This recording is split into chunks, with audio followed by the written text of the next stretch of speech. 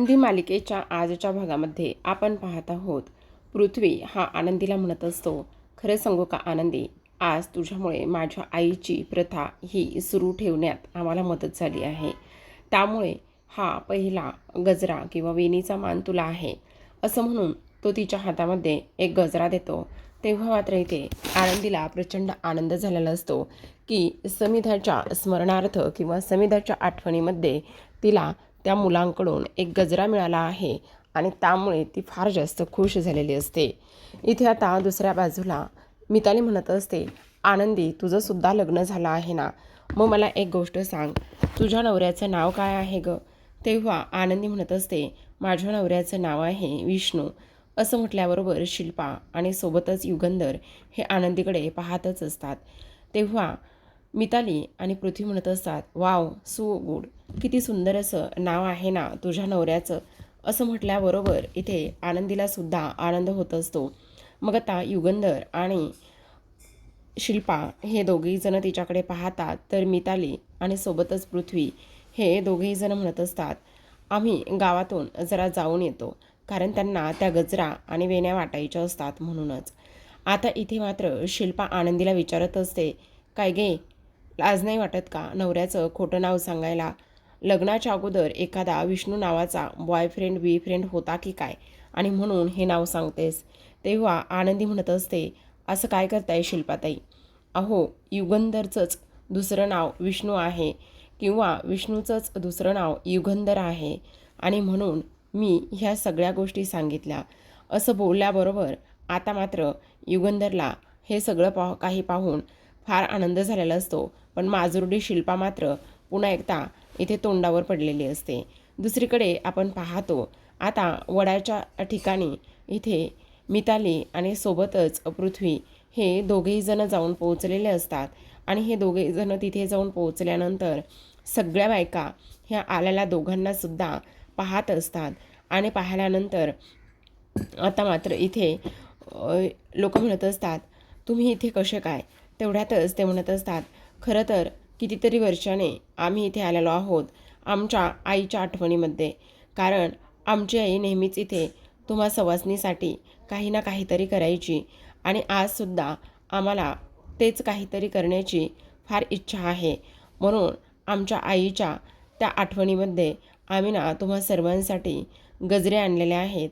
आणि मिताली आणि सोबतच इथे पृथ्वी हे दोघेही जण आता इथे जमलेल्या सगळ्या बायकांना समिधाच्या आठवणीमध्ये गजरे देऊ लागलेले असतात.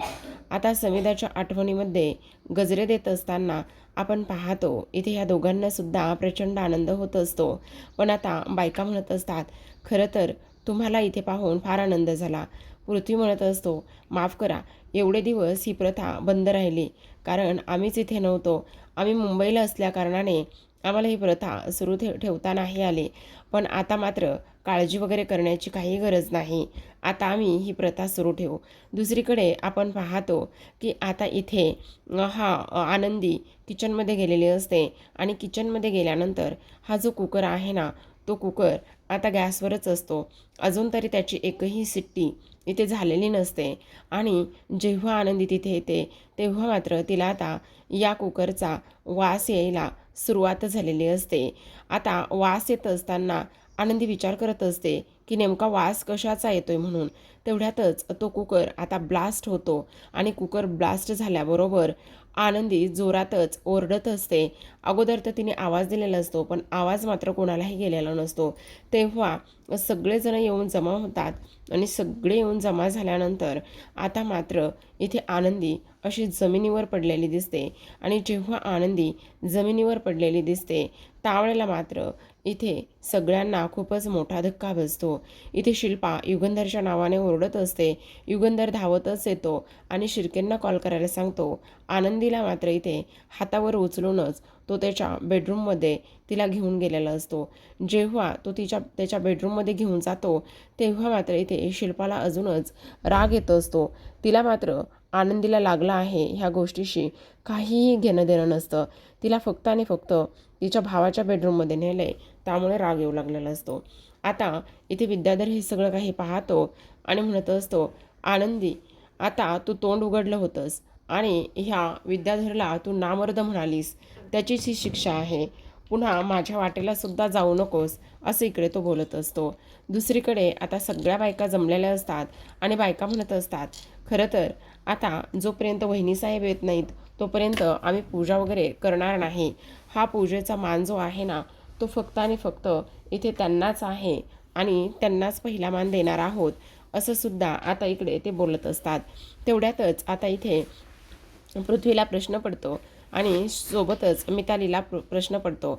इथे आता ते दोघे बाजूला येतात आणि म्हणत असतात, अरे मला तर कळतच नाही, आपल्या आईला जाऊन एवढी वर्ष झाली आणि तरीसुद्धा हे इथे मालकीनबाई कोणाला म्हणतात? अगं आपल्या घरामध्ये थोरल्या माईच आहेत ना, मग माईलाच त्या कदाचित इथे मालकीनबाई म्हणत असतील.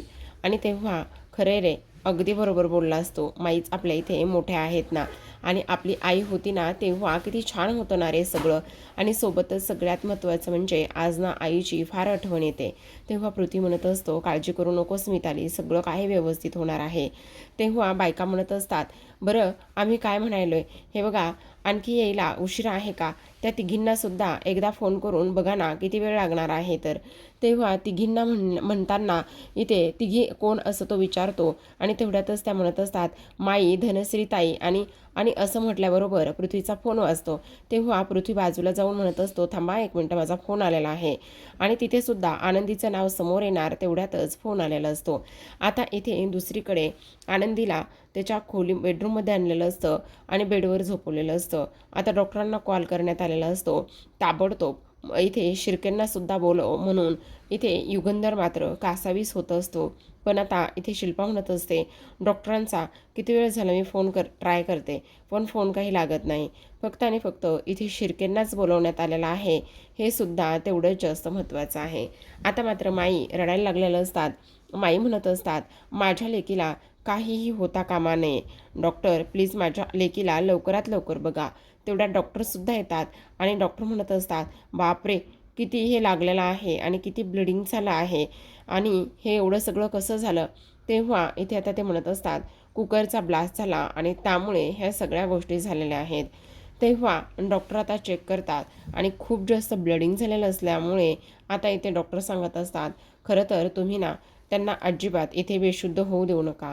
जर त्या बेशुद्ध झाल्या तर कोमामध्ये जाण्याचे फार जास्त चान्सेस आहेत, कारण त्यांचा डोक्याला जो मार आहे तो खोलपर्यंत लागलेला असू शकतो आणि त्यामुळे इथे थोडीशी काळजी घेणं खूप जास्त गरजेचं आहे. असं म्हणून आता बेसिक तपासणी आनंदीची करण्यात आलेली असते. डॉक्टर म्हणत असतात, खरं पाहायला गेलं ना तर इथे त्यांच्या डोक्याला प्रचंड मार लागला आहे, त्यामुळे आत्ताच आम्ही काहीही सांगू शकत नाही. काही बेसिक आम्ही ट्रीटमेंट देतो, जर नाहीच बरं वाटलं तर त्यांना हॉस्पिटलाइज करावं लागेल, असं सुद्धा आता इथे डॉक्टर सांगत असतात. आता आनंदीची कंटिन्यू बडबड सुरू असते, माझी पूजा, माझं व्रत आणि वटपौर्णिमा, माझे उपवास, हे सगळं काही ती बडबड करत असते. तेव्हा मात्र इथे माई रडायला लागतात आणि माई म्हणत असतात, आनंदी हे बघ बाळा, तुला काही होणार नाही आहे आणि तुझी वटपौर्णिमा आणि पूजा हे सगळं काही होईल. अगं स्वतःचा जीव वाचला तर येणाऱ्या कितीतरी पौर्णिमा तू करू शकतेस, पण आत्ता तुझी अवस्था बघ काय झालेली आहे ते, असं माई आनंदीला बोलू लागलेलं असतात. आणि डॉक्टरांना सांगत असतात की डॉक्टर काही जरी झालं ना तरीसुद्धा इथे माझ्या आनंदीला वाचवलं पाहिजे, माझ्या आनंदीला इथे काही होऊ देऊ नका.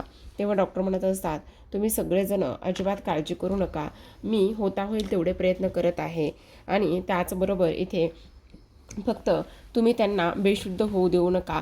मी काही इथे गोळ्या औषधं लिहून देते, त्या गोळ्या औषधं फक्त तुम्ही पटकन आणून द्या आणि त्यांच्या गालावरती टॅप करत राहा. म्हणजे काय होईल ना, त्यांना त्या ग्लानीत जाणार नाही किंवा बेशुद्ध होणार नाहीत आणि त्याचबरोबर त्यांना जर त्या नाही झोपल्या तर आपल्याला पुढची प्रोसेस व्यवस्थित करता येईल. आता मात्र असं वाटत असतं युगंधर हे सगळं काही करेल, पण शिल्पाला इथे मध्येच हुकी येते आणि शिल्पा मात्र इथे तिच्या बाजूला जाऊन बसते आणि म्हणत असते, एक मिनटं मी बघते हे सगळं काही.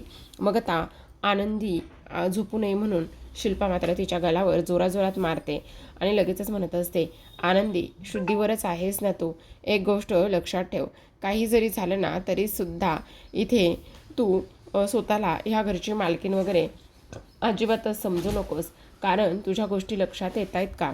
तू आत्ता युगंधरच्या बेडवर झोपलीस याचा अर्थ असा नाही की तू ह्या घराची मालकीण झालीस, समजलं का तुला, असं ती म्हणत असते. तेवढ्यातच आता इथे पृथ्वी आणि मिताली ह्या दोघांनासुद्धा कळवण्यात आलेलं असतं आणि ते दोघेही जण येतात. जेव्हा पृथ्वी येतो त्यावेळेला मात्र तो फार चिडलेला असतो. तो म्हणत असतो, अगं सविता, हे सगळं काही काय आहे, हे सगळं कसं झालं, तू आनंदीबरोबर नव्हतीस का, आनंदीकडे तू लक्ष दिलं नाही आहेस का, ह्या सगळ्या गोष्टी का आणि कशामुळे झालेल्या आहेत, असं इकडे पृथ्वी म्हणत असतो. आणि तुला चांगलंच माहिती ना, तिला नीट असं म्हटल्याबरोबर आता लगेचच त्याचे शब्द तो तसेच आहे त्या ठिकाणी थांबवतो. आणि तेव्हा लगेच आता इथे शिल्पा म्हणत असते, अरे पृथ्वी, असं काय करतोयस बाळा, जरा शांत हो ना, हे बघ तिला काही एक होणार नाही, आपण आहोत ना सगळेजण. आणि तेवढ्यातच आता पृथ्वी त्याचे शब्द आवरतो आणि शब्द आवरत असताना तो म्हणत असतो, खरं तर हे सगळं काही जे आहे ना ते इथे सांगायचं नाही आहे. जर आपण ह्या सगळ्या गोष्टी सांगितल्या तर पुढे जाऊन काही प्रॉब्लेम होऊ शकतो किंवा आनंदीला मात्र इथे काम करता येणार नाही. कारण शिल्पाने असं सांगितलेलं असतं की युगंधरच्या मनाविरुद्ध जाऊन तिला ह्या घरामध्ये आपण नोकरी दिली आहे आणि युगंधरच्या विरोधात जाऊन नोकरी दिल्यामुळे काही जरी झालं तरी मात्र इथे आनंदी आंधळी आहे हे सत्य इथे समोर यायला नको, असा इकडे तो विचार करत असतो. तर इथे डॉक्टर म्हणत असतात, हे बघा तुम्ही आत्ता जरा शांत व्हा, एवढी काळजी करण्याची आणि हायपर होण्याची काही गरज नाही आहे. आपण इथे ट्रीटमेंट करतोय ना, मी तुम्हाला काही मेडिसिन इथे लिहून दिलं आहे, ते ताबडतोब तुम्ही घेऊन या, असं म्हणून आता आनंदीचं नाव काय आहे हे विचारण्यात येतं. तेव्हा आनंदीचं नाव मात्र इथे आनंदी असं सांगण्यात आलेलं असतं आणि पुढे मात्र ती सध्या तर काहीच बोलत नसते. तर आता मात्र इकडे हे सगळं काही सांगितल्यानंतर हा पृथ्वी म्हणत असतो, मी पटकन जाऊन हे सगळं काही घेऊन येतो. तेवढ्यातच शिल्पा म्हणत असते की हे सगळं तू आणण्याची वगैरे काही गरज नाही आहे, कारण शिर्के जाईल. तेव्हा शिल्पाच्या लक्षात येतं, जर त्या कागदावर आनंदी युगंधर निंबाळकर असं नाव लिहिलेलं आहे आणि जर तो कागद इथे आपल्या पृथ्वीने पाहिला तर मग मात्र खूप मोठा गोंधळ होऊ शकतो, असं अजिबात व्हायला नको आहे. आणि तेव्हा शिल्पा धावतच जाते आणि धावतच गेल्यानंतर पृथ्वीला आवाज देत असते आणि म्हणत असते, पृथ्वी बाळा थांब, 2 मिनटं थांब. तेव्हा पृथ्वी म्हणत असतो, काय झालेलं आहे, सगळं काही ठीक आहे ना. तेव्हा ती म्हणत असते, नाही नाही, त्याचं काय आहे ना, हे बघ तू आत्ता हे गोळ्या वगैरे आणण्यासाठी अजिबात जाऊ नकोस. अगं आत्ता असं काय करतेस, आनंदीची तब्येत आता सगळ्यात महत्त्वाची आहे ना. नाही, शिर्के जातील. तेव्हा शिर्के कागद पाहतात तर त्याच्यावरती आनंदी युगंधर निंबाळकर असं नाव लिहिलेलं असतं आणि त्यामुळे मात्र इथे जर हे पृथ्वीला समजलं तर मग प्रॉब्लेम होऊ शकतो. म्हणून शिर्केसुद्धा म्हणत असतो, हो हो मी जातो ना, मी जातो. तेव्हा पृथ्वी म्हणत असतो, तुमच्या दोघांच्याही चेहऱ्याकडे पाहून मला असं का वाटतंय की तुम्ही खूपच जास्त गोंधळले आहात, काय झालेलं आहे, काही कन्फ्युजन आहे का, काही लपवते का तुम्ही माझ्यापासून. तेव्हा शिल्पा म्हणत असते, नाही रे, असं काही नाही आहे. अगं वेडीस का, आत्ता आनंदीसाठी इथे मेडिसिन भेटलं फार गरजेचं आहे ना. मग आता शिल्पा म्हणत असते, मी काय म्हणते, हे बघा तुम्ही ना 2 मेडिकलवर जा आणि जर नाही एका मेडिकलवर सापडलं तर दुसऱ्या तर नक्कीच सापडेल ना. आणि त्यासाठी इथे तुम्ही ह्या गोळ्यांचा फोटो काढून पटकन इथे तुम्ही मेडिकलवाल्याला पाठवा, म्हणजे तो मी जाईपर्यंत तो ते मेडिकल वगैरे काढून ठेवेल, असं इकडे तो बोलत असतो. आता हे सगळं काही बोलल्यानंतर मात्र इथे शिल्पाने कसंबसं हे सगळं काही सावरून घेतलेलं असतं आणि शिल्पाने हे कसंबसं सावरून घेतल्यानंतर आता इकडे ती म्हणत असते, हे असं किती दिवस चालणार आहे तेच मला कळत नाही. आता ती आनंदीकडे जाते तर इथे मात्र आबा आणि आरती आनंदीला भेटण्यासाठी आलेले असतात. तेव्हा विद्याधरच्या हातामध्ये मोबाईल असतो आणि त्या मोबाईलमध्ये आनंदीचा फोटो असतो आणि त्याच फोटोकडे तो एकटक पाहत असतो आणि पाहिल्यानंतर इथे आबा म्हणत असतात, आनंदी आनंदी. तेवढ्यातच आता विद्याधर म्हणत असतो, आबा, अरे वा वा वा वा वा, तुम्ही आलात का, या या या या या आनंदीला भेटायला आलात, वा वा वा, भेटून घ्या भेटून घ्या. म्हणजे त्याचं काय आहे ना, तुम्ही आत्ता जर आनंदीला भेटलात ना तर उद्या जाऊन तुम्हाला आनंदीला भेटता येणार नाही किंवा उद्या जाऊन तिचं काही जर बरं वाईट झालं तर ते सगळं इथे काय होणार आहे. म्हणजे अहो बघितलं ना तुमच्या पोरीची अवस्था काय झालेली आहे. तर अहो तुम्हाला सांगत होतो तुमच्या पोरीचं लगीन माझ्यासोबत लावून द्या म्हणून, पण तेव्हा तुम्ही ऐकलं नाही. आज बघताय ना तुमच्या पोरीची अवस्था काय झाली आहे ते, असं सुद्धा आता इथे हा विद्याधर बोलू लागलेला असतो. तेव्हा मात्र आबांना राग येतो. आबा म्हणत असतात, हरामखोर, का बोलतोस असं, हे बघ आत्ताच्या आत्ता गप्प बसायचं, कळलं का, एक शब्दसुद्धा बोलायचा नाही. तुझं थोबाड बंद ठेव, असं सुद्धा आता इकडे ते बोलत असतात. त्याच वेळेला आता इथे तो म्हणत असतो, हो आबा, माझं तोंड तर मी इथे बंद ठेवणारच आहे, त्याच्यात काही वादच नाही आहे. पण तुमच्या एक गोष्ट लक्षात येते का? अहो, तुमच्या आनंदीसोबत काय काय झालं आहे हे तुम्हाला माहिती आहे का? आनंदीच्या सगळ्या डोक्याच्या चिंधड्या उडाल्या आहेत. अहो, तेव्हा मात्र आबा त्याची कॉलर पकडतात आणि त्याला जाब विचारतात की तू काय केलेलं आहेस माझ्या आनंदीला. तेव्हा मात्र इथे हा म्हणत असतो, हाय का आता मी कशाला काय करतोय, माझा काय संबंध आहे? हे बघा, मी काहीही केलेलं नाही आहे. उगाचच वड्याचं तेल वांग्यावर काढू नका, समजलं का? असं सुद्धा आता इकडे तो बोलत असतो. आता हे सर्व काही बोलल्यानंतर आबा म्हणत असतात, आमच्या आनंदीला काय झालं आहे? आनंदी आनंदी असं करूनच ते आता आनंदीकडे धाव घेत असतात, कारण आनंदीला काय झालं हे त्यांना पाहायचं असतं. मग आता इथे तो म्हणत असतो, जा जा जा फटदिशी जा, नाहीतर बघा इथे तुमची आनंदी मात्र इथे आता जगायच्या अगोदरच मरून जायची, कळतंय का तुम्हाला? जा लवकर जा लवकर, असं सुद्धा आता इकडे ते बोलत असतात. आता हे सर्व काही बोलल्यानंतर आपण पाहतो की इथे आता लगेचच दुसऱ्या बाजूला मात्र इथे आरती आणि आबा हे दोघेही जण धावत गेलेले असतात. आणि हे दोघेही जण धावत गेल्यानंतर आता इथे जो युगंधर आहे तो म्हणत असतो, हे बघा तुम्ही काळजी करू नका, सगळं काही व्यवस्थित होणार आहे, काळजी वगैरे करण्याची तुम्हाला काहीही गरज नाही, असं सुद्धा आता इकडे ते बोलत असतात. आता हे सगळं काही बोलल्यानंतर आपण पाहतो की इथे आता हा युगंधर आबांची अवस्था पाहत असतो. आणि युगंधर आबांची अवस्था पाहिल्यानंतर तो म्हणत असतो, काळजी करू नका आबा, सगळं काही व्यवस्थित होईल. तेव्हा आरची रडायला लागते, आबा रडत असतात आणि म्हणत असतात, हे माझ्या लेकीला काय झाले काय झाले? आनंदी, तू एवढी हळवी नाही आहेस ग, तू खंबीर आहेस, तुला काही एक होणार नाही आहे. हे बघ तू खूप जास्त धीराची आहेस. आरती म्हणत असते, आनंदी आनंदी उठ ना ग, तुला काय झालं? आनंदी आनंदी उठ ना ग. तेव्हा युगंधर म्हणत असतो, हे बघा तुम्ही जरा शांत व्हा ना प्लीज, तुम्ही जरा शांत व्हा, तुम्हाला काही एक होणार नाही. हे बघा तुम्हाला काही एक होणार नाही, तुम्ही शांत व्हा ना, असं सुद्धा आता इकडे ते बोलत असतात. त्याचबरोबर आपण पाहतो आता तिथे शिल्पासुद्धा आलेली असते आणि इथे युगंधर म्हणत असतो, आबा हे बघा आत्ता सगळ्यात महत्त्वाची एक गोष्ट आहे, तुम्ही आत्ता ना तिला इथे बेशुद्ध होऊ देऊ नका. जर ती बेशुद्ध झाली तर कोमात जाण्याची खूप जास्त शक्यता आहे, असं डॉक्टरांनी सांगितलंय. मग आता इथे हिला खूपच टेन्शन येतं आरतीला, आणि आरती मात्र तिला इथे झोपू देत नसते. आणि तेवढ्यातच आनंदी म्हणत असते, माझी पूजा माझं व्रत वटपौर्णिमा, हे सगळं काही इथे ती बोलू लागलेली असते. आणि तेवढ्यातच आबा म्हणत असतात, अगं काय हे आनंदी, होईल ग, सगळं काही होईल व्यवस्थित, तू काळजी करू नकोस. ए बाळा सगळं व्यवस्थित होणार आहे, सगळं काही तू करणार आहेस, तुझी पूजा करणार आहेस, त्याचबरोबर इथे सगळं काही होणार आहे, तू काळजी करू नकोस, रडू नकोस वगैरे वगैरे, हे सगळं काही आता इकडे ती बोलत असते. सोबतच आपण पाहतो प्रेक्षकांनो की आता मात्र इथे आबा आनंदीला म्हणत असतात, आनंदी बाळा हे बघ तुला काही एक होणार नाही, जरा तरी तू शांत बसणार आहेस का? तुला काही एक होणार नाही, असं सुद्धा आता इकडे ते बोलत असतात. आता हे सर्व काही बोलून झाल्यानंतर इथे दुसऱ्या बाजूला आपण पाहतो आनंदी कंटिन्यू इथे बडबड करत असते, कारण तिला तिची पूजा वगैरे हे सगळं काही करायचं असतं.